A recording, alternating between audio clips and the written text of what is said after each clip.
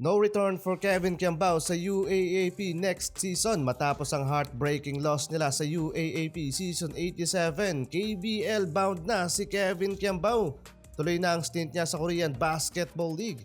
Samantalang sa PBA mga idol, para sa Barangay Ginebra, malapit na ang pagbabalik ni na Jamie Malonzo at Isaac Go. Matapos mga idol ang unang pagkatalo ng Barangay Ginebra sa kamay ng PBA guest team ng Hong Kong Eastern Basketball dito sa ongoing season ng PBA, makikita mga idol yung mga naging problema ng Gene Kings. Dikit ang pagtatapos at nabigyan tayo ng magandang laban kung saan 3 puntos lang ang lamang ng Eastern, 90-93.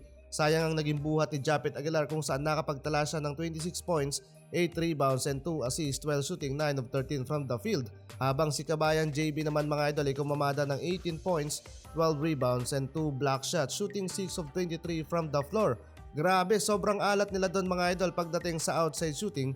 Isang 3-pointer lamang ang kanilang naipasok mula sa 19 attempt at nagmula yan kay Stephen Holt. 0-4 from the 4-point line, 0 of 6 from the 3-point line para kay Justin Brownlee. Off-night na off-night yung nangyari para sa Ginebra. Habang sa Hong Kong Eastern naman mga idol, pinangunahan niya ng former member ng Bay Area Dragons na si Hayden Blanqui at nakapagtala ng 25 points and 5 rebounds, shooting 9 of 14 from the field while shooting 5 of 9 from the 3-point line. At outside shooting mga idol ang pumatay sa mainit na run ng Ginebra, 12 of 24, total of 3-pointer na ipasok ng PBA guest team. At halos karamihan dyan mga idol ay nagmula yan kay Blanqui. Kaya kailangan dito ng Barangay Ginebra ng high flyer na taga-Supalpal katulad ni Jamie Malonzo. Buong 49 season ng Governor's Cup out of the game si Jamie. Habang si Isaac Go naman na-injury nung opening ng season. Kaya expected mga idol na after ng Christmas maaring makakabalik na sa active roster itong si Malonzo or sa pagsisimula ng year 2025.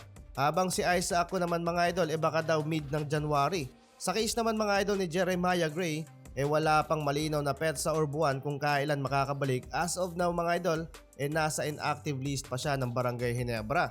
Samantalang eto mga idol, matapos ang naging heartbreaking moments ni Kevin Kiambao sa Game 3 ng UAAP Season 87 Men's Basketball Finals kung saan bigo silang madepensa ng championship title, no comeback na para kay KQ at handa nang maglaro overseas, especially sa Korean Basketball League.